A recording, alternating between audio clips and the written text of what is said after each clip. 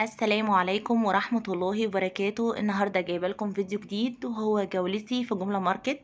جبت لكم اهم العروض والخصومات اللي هم عاملينها في الحاجات الاساسية اللي انتم ممكن تحتاجوها، سواء كانت الرز او الزيت او السكر او السمنة والمكرونات والدقيق والصلصة. هو بصراحة كان عامل عروض كويسة، وهو على طول بيبقى عامل عروض، يعني مش ما بتبقاش مثلا فترة معينة. لا، هو انا دايما كل ما اروح له بلاقي فيه عنده عروض على حاجات مختلفة. فانا بصراحة بحب دايما ان انا اتسوق، سواء من عنده اجيب حاجتي او من هايبر وان. دول اكتر مكانين انا بحب ان انا اروح اشتري منهم حاجتي. وبرضو بالنسبة للأمهات فهو عنده البامبرز بيكون أسعاره بصراحة كويسة. أنا على طول بجيب من عنده البامبرز، أو برضو لو بيبقى في هايبر برضو أحيانا بلاقي العروض بتاعة البامبرز كويسة فبجيبها، لكن أغلب الوقت بصراحة بجيبها من جملة ماركت لأن هو كمان قريب مني. فانتوا كمان لو قريب منكم جملة ماركت لا هاتوا من عنده، أسعاره كويسة مقارنة طبعا بالأسعار اللي انتوا بتلاقوها في الصيدليات، بتبقى أغلى من كده بكتير. كان في عرض على مكرونة اسمها رويال، دي كانت الكيلو ب24 جنيه بدل 27 جنيه، فالعرض بتاعها حلو ونوع المكرونة ده حلو. وروز جاردن برضو المكرونة دي كيس 350 جرام كانت ب9 جنيه 75 قرش بدل 11 جنيه. ومكرونة برضو لمتنا كان العرض بتاعها حلو، الكيلو كان ب24 جنيه بدل 27 جنيه، فبرضو ده كان عرضها حلو. يعني انا بالنسبة للثلاث انواع دول بصراحة احلى نوع بحبه هو لمتنا. بس برضو روز جاردن حلوة، والمكرونة بتاعة رويال برضو حلوة. وهنا بقى وريتكم اسعار الزيت والسمنة، هو ما كانش عامل عروض كتير عليهم. وهنا كنت بوريكم سمنة روابي اللي هي بالقشطة دي، بوريكم بقولكم ان هي حلوة بصراحة، انا جربتها جميلة جدا. وسمنة كريستال برضو حلوة بس هو ما كانش عامل عليها عرض، يعني انا احب دايما استخدم يا روابي يا كريستال. واللي عايزه اجربهم وهوريها لكم دلوقتي اللي هي سمنه شيراتون وفي روز جاردن اللي هما السمنات الطبيعيه. انا بصراحه مش عارفه هي هتبقى حلوه ولا لا. انا بجيب دايما اللي هو السمنه او الزبده الطبيعيه اللي هي بتاعه الفلاحين، لكن ما جربتش العلب دي. فلو انتوا جربتوها يا ريت تقولولي وتقولولي هي فعلا طعمها هيكون حلو ولا اخليني في السمنه الطبيعيه اللي انا بستخدمها. وهنا كان في عامل كذا عرض على قهوة ابو عوف، كان عامل برضو عرض على بن سليمان. انا بصراحة ما جربتوش قبل كده، فعايزاكم برضو للي جربه يكتب لي في التعليقات يقول لي ايه رأيه فيه، لان انا بصراحة مش عارفة يعني اجيبه ولا لا. وبرضو القهوة بتاعت روز جاردن انا برضو ما جربتهاش قبل كده، يعني روز جاردن منزلة كذا منتجات كتير، بس انا ما جربتش برضو القهوة بتاعتها. لو جربتوها برضو اكتبوا لي في التعليقات وقولوا لي. وهنا بقى برضو اسعار النسكافيه، في كان عرض على مصر كافيه ده كان حلو برضو انا جربته، وابو عوف برضو كان حلو جربته.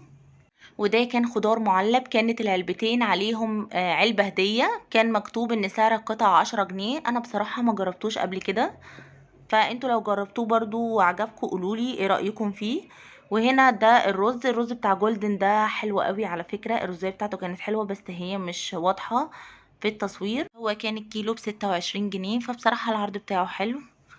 ورز الحمد برضو كويس، كان الكيلو ب27 جنيه، نوعه برضو حلو بالنسبة لسعره.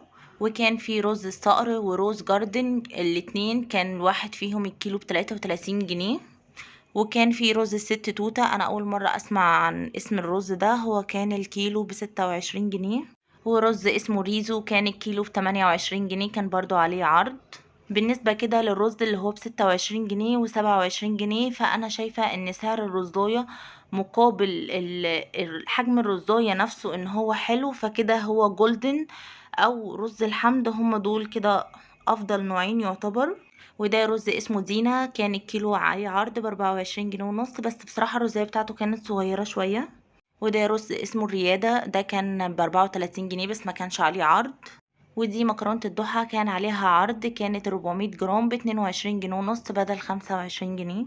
ومكرونة الضحى بتاعة الأطفال كانت ربع كيلو كان ب21 جنيه ونص. ومكرونة إيطاليانو كان عرضها حلو، الكيلو ب48 جنيه بدل 55 جنيه. ودي سعر مكرونة روجينا بس هي ما كانش عليها عرض. ومكرونة مصرية كان الكيلو ب40 جنيه برضو ما كانش عليها عرض. وده كده الكيس 350 جرام كان ب16 جنيه. وكان في مكرونة حواء 400 جرام ب15 جنيه، والكيلو كان ب35 جنيه. ولو وصلتم لحد هنا في الفيديو ولسه ما اشتركتوش في القناة، فأتمنى ان انتوا تشتركوا في القناة وتفعلوا زر الجرس عشان يوصلكوا كل فيديو جديد انا بعمله. وهنا دي مكرونة الملكة، كان الكيلو ب31 جنيه ونص، كان عليها عرض. ومكرونة روز جاردن كان الكيلو ب27 جنيه بدل 35 جنيه، فكان عرضها حلو جدا.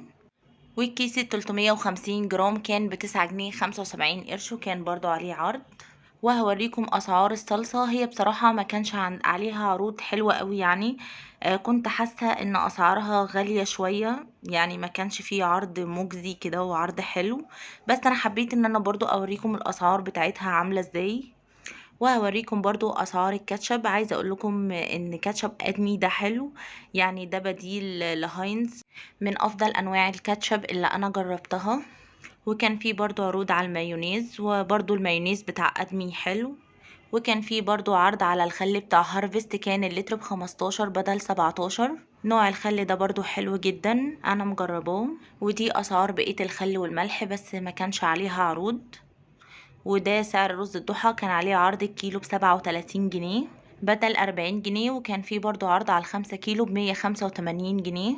وهنا كان فيه نوع بيض ب145 جنيه، والبيض البلدي كان ب141 جنيه. طبعا ده السعر ال30 بيضة. وشاي ليبتون كان عليه عرض ال250 جرام ب60 جنيه، وال500 جرام ب95 جنيه. وشاي برضو الربيع بس ما كانش عليه عرض. وفي شاي الكابوس كان ب77 جنيه. عايزه اقول لكم ان نوع شاي الكابوس ده حلو. وكان في برضو شاي بتاع روز جاردن، كان 250 جرام ب52 جنيه، بس انا ما جربتش النوع ده. وكان في شاي اسمه دودو، كان عليه عرض، كان ال250 جرام ب49 جنيه، وعليه كمان باكو 100 جرام هدية. ودي كده اسعار اللبن. اكتر نوعين لبن بحب ان انا استخدمهم يا جهينة يا المراعي، لان انا في الغالب ان انا بستخدمهم علشان النسكافيه. فلما بستخدم ساعات احيانا يعني انواع تانية، ما باجي اعمل رغوة النسكافيه واجي احط عليها اللبن، بلاقيه فجأة ان الرغوة دي اختفت كده، ما بقاش عارفة ايه السبب يعني. فلقيت ان النوعين دول احسن نوعين معايا، بيعملوا الرغوة بتاعة النسكافيه معايا كويسة، فخلاص انا اعتمدتهم. وده كده دقيق اسمه اوريجان، اعتقد ان انا كده بقولها صح. يعني الكيلو كان ب21 جنيه، كان عليه عرض. والدقيق بتاع بيكي بيكر كان ب25 جنيه عليه عرض، مع ان انا كنت بجيبه ارخص من كده. يعني اعتقد انا كنت بجيبه من هايبر كان ب19 جنيه. معرفش هو النوع ده غلي ولا ايه. ودقيق المطبخ ب25 جنيه. ودقيق روز جاردن كان عليه عرض الكيلو ب22 جنيه. ودقيق الصقر كان ب21 جنيه، كان عليه عرض برضو. ودي هنا بقى اسعار الفاكهة. انا بصراحة حسيت ان الفاكهة ما كانتش حلوة قوي. يمكن علشان انا كنت رايحة بالليل، لان انا كنت يعني بصور فيه، قلت علشان اصور كده في رواقة شوية.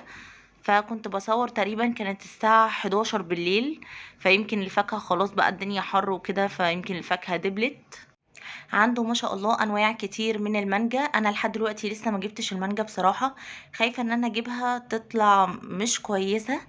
فالناس بقى يا ريت اللي بتعرف في المانجا كويس تقولي اجيبها دلوقتي ولا استنى شوية، ويقولولي ايه احسن نوع اجيبه للاكل وكده. وكمان احسن نوع اجيبه ان انا افرزه، لان انا احيانا كده بجيب انواع بتبقى مثلا بتبقى كويسة معايا في التفريز، واحيانا لا بلاقي ان هي مش حلوة.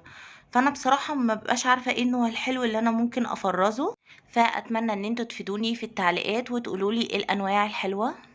ده برضو اسعار الخضار. يعني بصراحة برضو الخضار ما حسيتوش ان هو حلو كده قوي.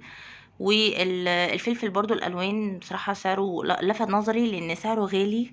يعني بره في السوق ارخص من كده بكتير. وده كان سعر السكر، الكيلو كان ب32 جنيه. وعايزة اقول لكم دي شوكولاتة دريم، الشوكولاتة السبريد دي حلوة جدا، بس سعرها بقى غالي قوي. كانت ارخص من كده، بس هي بصراحة جودتها حلوة.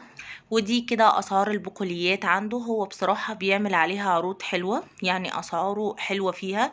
وده كان سعر الرز. هو ده مش رز بسمتي، ده رز طويل الحبة. هو بصراحة ما كانش طويل الحبة قوي.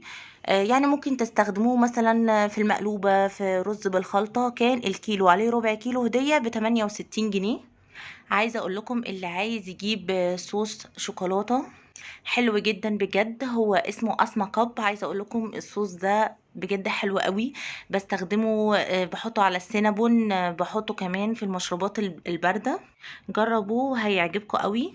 ودي كده اسعار الجبنه الرومي. عايزه اقول لكم ان الجبنه الرومي بتاعته ما بتبقاش سايبه، هي بتبقى متغلفه كده، وفي منها وسط وفي منها قديم وفي منها بطارخ. انا بصراحه كنت متردده ان انا اجيبها، بس جبتها مره قبل كده لان انا بحب الجبنه الرومي بالذات ان انا اجربها واشوف طعمها بيكون عامل ازاي، لكن بصراحه كانت حلوه جدا.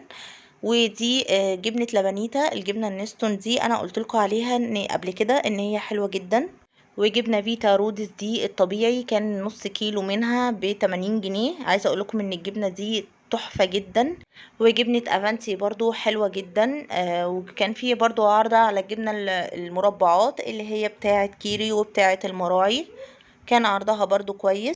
ودي جبنه افانتي اللي قلتلكوا حلوه برضو، كان عليها عرض النص كيلو كان ب88 جنيه بدل 94 جنيه. ودي التلاجة اللي فيها الفراخ، كان فيها فيليه كان بتتبيلات كده، انا ما جربتهاش قبل كده بصراحة فجبت منها، قلت ان انا اجربها. كان في تتبيلة الباربيكيو دي اول مرة اشوفها عندهم، فجبت منها ولسه هشوف هتطلع حلوة ولا لا.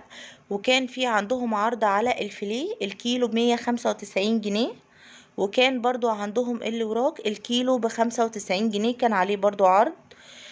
دي بقى عروض الزبادي. انا مش عارفه هي ليه الزبادي غليت قوي كده، يعني ال 12 علبه زبادي بقت ب94 جنيه وعليها عرض. انا بصراحه بجيبها من هايبر، بس انا بقالي فتره يعني ما روحتش هايبر، كانت اسعارها ارخص من كده فما جبتهاش من عندهم، قلت لما اشوف هايبر هيبقى سعرها كام لو رحت. ودي عروض المنظفات. عايزه اقول لكم ان كان في عرض على مزيل البقع بتاع بريكسل 500 جرام كان ب79 جنيه. مزيل البقع ده حلو جدا، جربوه هيعجبكم قوي. وعايزاكم تقولولي المسحوق بتاع الغسيل بتاع باهي او بتاع روز جاردن، قولولي رأيكم فيه لو جربتوه حلو ولا لا. انا بصراحة دايما بستخدم اوكسي واستخدمت برسيل والاتنين مرتاحة عليهم، بس بالنسبة للسعر بشوف ان روز جاردن وباهي ارخص في السعر، فعايزة اشوف لو هو فعلا جودتهم كويسة ان انا استخدمهم. فانتوا اكتبولي في التعليقات ايه رأيكم فيهم واجربهم ولا لا. ودي كده اسعار منتجات البيبي سواء كانت الشامبو او الكريمات او اللبن والحفاضات. عايزه اقول لكم ان بالنسبه لي جربت الاطفالي الثلاث انواع حفاضات وكانوا بصراحه حلوين جدا. بيبي جوي اللي هو الشورت، وفاين بيبي اللي هو العادي، وبوني. بصراحه الثلاث انواع دول حلوين جدا. ودي كده كانت جولتي. اتمنى لو عجبكم الفيديو ان انتوا تشتركوا في القناة وتفعلوا الجرس علشان يوصل لكم كل فيديو جديد انا بعمله. تعملوا لي لايك وتكتبوا لي كومنت تقولوا لي ايه رأيكم في الفيديو، ولو في اي سؤال عايزين تسألوه اكتبوه لي في الكومنتات وانا هرد عليكم. والى اللقاء في فيديو اخر، مع السلامة.